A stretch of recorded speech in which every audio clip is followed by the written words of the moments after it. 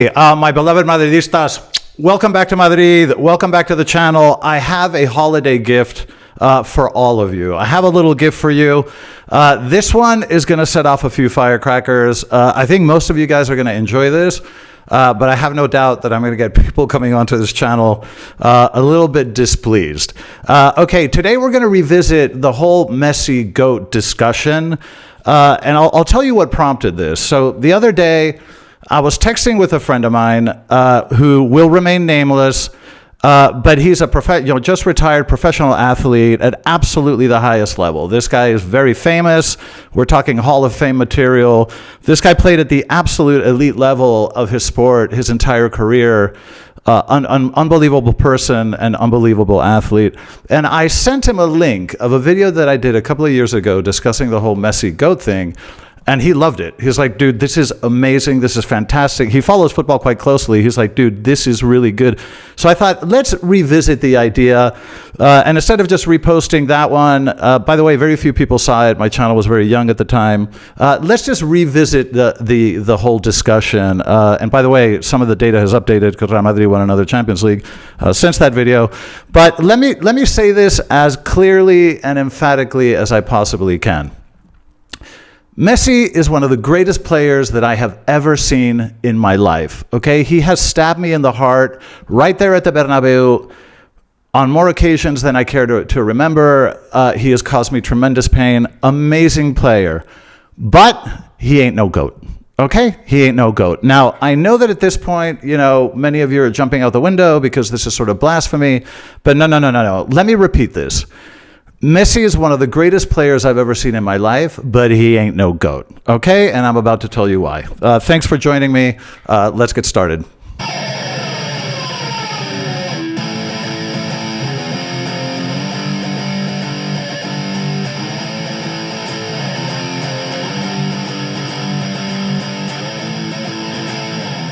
Welcome back. Okay, let's have this discussion, which I think is really important. And I'm just, get so tired of the propaganda and just the spin machine around this player. Okay, first of all, and we got to get this out of the way. For those of you out there who say, who's this guy with his American accent? What the hell does he know? Ni hablar. O sea, perdona, pero ni hablar. O sea, este vídeo, si me diera la gana, lo hacía completamente en español, pero no es el caso. O sea que, por favor, nada de tonterías, a callar y a escuchar. All right, I had to get that out of the way because if you don't think I'm qualified to have this discussion, watch my intro video. I am, okay? And I'm about to give you my opinion. Okay, let's get started on this really interesting discussion, and let's walk through this together. Okay, GOAT. The greatest of all time. Okay, now that is a massive statement. Okay, that's a really big statement, so let's think about this carefully. The greatest of all time. Okay, if I say GOAT, like what's the first thing that kind of comes to your mind? Okay, GOAT. Okay, Michael Jordan. Michael Jordan. Okay, Michael arrives at the Bulls when the Bulls are just kind of a crappy franchise, never really got anywhere, and he turns the Bulls into a dynasty. And in the process of turning the Bulls into a dynasty, he destroys two other dynasties.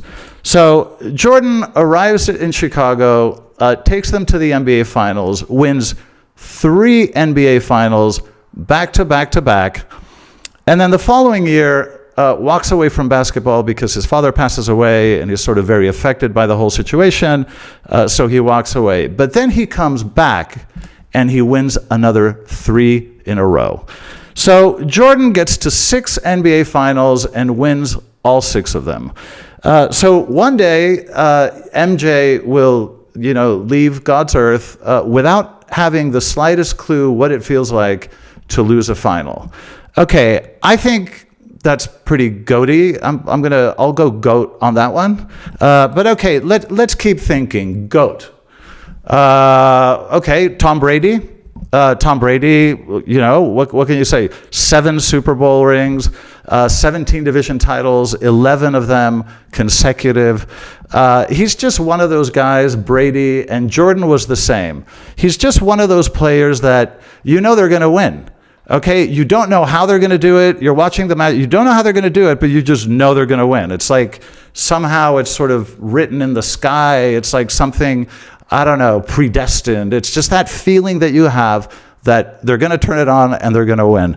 But anyway, let's keep thinking. GOAT. Okay, GOAT. Wayne Gretzky. Okay, Wayne Gretzky, the great one. Practically reinvented hockey, broke every scoring record there is, every assist record, 4 Stanley Cups, just the most dominant player for years and years and years. Gretzky, I'll go with GOAT. I'll go with GOAT on that one. Okay. Let's keep thinking. Jack Nicklaus, all right, 18 majors. Nobody's been able to beat that. Who else? Djokovic, 24. That's 24 slams. I mean, that's the numbers speak for themselves. Usain Bolt, maybe. Okay. So now, what do all these people have in common? What do all these people have in common? Well, let's think about that. Well, they win. They win, and they win more than the other guys. So this is kind of the whole point of sports, is to win and to see who can win more. So winning and greatness are kind of symbiotically connected. I mean, you can't really disentangle the two. Okay? So let's just think about that. Now, what other qualities do they have? Like, whatever, let's see if we can find some sort of thread. Okay, I know. Well, they're not GOATs because they played in teams that won. They're GOATs because they made their teams win. Okay, now there's a term for that, and it's called clutch. Okay, a clutch player. A player that has a sort of magical ability to, in the right moment, in the crucial moment, in the most important matches, just has a gear, something that they switch on and they make a difference, and they turn things in your direction. Okay, so I think up to here we all agree, right? Nothing controversial in anything I've said. Okay, now let's think about Messi's career. Well, up until 2015, it was amazing. It was absolutely amazing. And I'm going to say it again. This guy has traumatized me more often than I care to remember. I mean, I still wake up in the middle of the night, in cold sweats, with flashbacks. I mean, he caused me an enormous amount of pain. But you can't just judge a player's career by sort of very narrow windows of excellence. I mean, I think you have to take the totality of a player's career if you want to be able to sort of see them in history, like in the right context. So up until 2015, Messi had won 3 Champions Leagues. Now, that's really impressive. He won 3 well, some people say 4, but the 05-06 season, I mean, he didn't play. He was an 18-year-old sitting on the bench. He didn't play a single minute, past the group stage. I mean, if you want to say 4, go ahead, but I mean, we all know that it's 3. Okay. So he wins 3 European Cups, the most coveted cup at the club level in the world. He wins 3 of those, right? But what happened after 2015? Well, what happened in the 2015-16 season? This. What happened in the 16-17 season? This. What happened in the 17-18 season? This. What happened in the 18-19 season? This. What happened in the 19-20 season? This. What happened in the 2021 season? This. How about 22-23? Okay, this is basically the picture. And then he goes off to South Florida to, I don't know, go fishing or work on his tan or something like that. Now, with all due respect, that doesn't look too goaty to me. But let's continue the discussion. Let's continue. Let's try to be scientific about this. Now, when I was a kid at school, my math teacher taught me that 6 is more than 3. And my math teacher also taught me that 5 is more than 3. So in this golden era that we're talking about, up to 2015, Messi won 3 European Cups. And that is really, really, really impressive. But of course, as my math teacher instructed me, 6 is more than 3. So let me repeat that. 6 is more than 3. 6, 6, 6 is more than 3. But I also know that 5 is more than 3. Okay? 5, 5, 5, 5. I think you get the picture. Okay? And it's kind of funny to me how all these guys are wearing the same shirt. Interesting, isn't it? Okay. So that's a bit of a problem, and I think this is a little bit problematic, but okay, let's move on. Then the next narrative is, well, Messi won the World Cup. Well, actually, no. Argentina won the World Cup. Is there anybody out there that can realistically tell me that Messi was the best player in the World Cup? Because he wasn't. I don't even think he was the best player for the Argentinian side, to be honest. I remember as I was watching the tournament, off the top of my head, I think, and this is before they came to Real Madrid, I think Kylian had a better World Cup. I think Tchouaméni had a better World Cup. But anyway, so Messi was in a team that won the World Cup. But did he win the World Cup? No. You want to know who did win a World Cup? This guy. Okay, this guy can say that he won a World Cup, because the 1986 World Cup, and for those of you that were old enough to watch it, this was the most incredible display of dominance and skill I've ever seen. Maradona won the 1986 World Cup completely and entirely on his own. Okay, that guy won a World Cup. He wasn't just in a team that won the World Cup.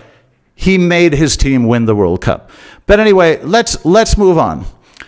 Okay, then the other narrative is, well, he has so many Ballon d'Ors. Are you kidding? Are you kidding me? Are you serious? The Ballon d'Or? Look, I can discredit 3 of them like this. I mean, with my eyes closed. Okay, but let's just talk about the most insulting ones. Okay, the year that Lewandowski broke all those scoring records when he was still at Bayern Munich, everybody in the world and anybody with an IQ in double digits who knows anything about the sport knows that Lewandowski should have won that. But of course he didn't. But let's talk about an even more egregious Ballon d'Or. The 22-23 season. Now, in the 22-23 season, this Viking monstrosity that we see right here, he gets to the Premier League at the age of 22. Now, the Premier League is the most competitive league in the world, bar none. I'm a massive fan. The level of intensity and physicality of this league is just another level. It's the most competitive league by far in the world. So Haaland shows up as a 22-year-old. He breaks every single scoring record known to man in that league. He wins the Premier League, he wins the FA Cup, and he wins the Champions League. And who gets the Ballon d'Or? This guy. For doing what? You know what else happened in the 22-23 season? This. Why are we forgetting about that? So what did Messi do in that calendar year? What did he do? He was in a team that won the World Cup, but but the rest of the season was a disaster. And I just told you what Haaland did. He absolutely tore it apart. He blew everything out of the water. But of course, the Ballon d'Or goes to Messi. So look, you guys, I don't, whatever happens behind the scenes with the Ballon d'Or, I think at this point we all know the Ballon d'Or is totally corrupt. Look what they did to Vini 2 years ago. It was disgraceful, absolutely disgraceful. So, there goes that argument. Then I hear other people say, well, he won this thing called the best in that year, the 22-23 year. He won this thing called the best. Okay, first of all, nobody knows what the hell that is. And then secondly, and I looked into this, when he won the best, it was supposed to be for a period covering the calendar year after the World Cup to 12 months later. So it would have been after the World Cup. Can you tell me what did Messi do in that period? I mean, he was in Florida fishing. I don't understand. So this whole best thing, I'm sorry, that doesn't work for me either. So I don't know can you imagine for 1 second Michael Jordan getting destroyed in the playoffs 8 years in a row? And not just losing and getting eliminated, but getting destroyed 8 years in a row. Can you imagine Michael Jordan doing that? Can you imagine Tom Brady getting the crap kicked out of him 8 years in a row in the playoffs? Would you call him a GOAT then? I don't think you would, right? Because like I say, winning and greatness are, you cannot disconnect the two. So look, I have to say that and what bothers me about this whole discussion is that nobody was using the term until the Messi propaganda machine, like, I don't know how many journalists were told to say this, and then it spread. And it got to ESPN, who were all a bunch of Barça, Messi sycophants, every single one of them. And, there they are writing their little articles. The term GOAT cannot really be applied to football, okay? Football is not a very mathematically based game because there isn't like one event that is iterated a million times and you count stuff. It's not. It's one single fluid event that is totally continuous. It is very difficult to use math for football in the way that you do in other sports. So I am reluctant, when someone asks me who's the GOAT, I'm reluctant to say it. I can tell you who my favorite players are, but I wouldn't venture to say this one is the GOAT because different titles have different weights, there are different styles of play, the impact historically is different in every context. It's just very hard to say, and I have the humility to say, I don't know, I have my opinions, but I don't know.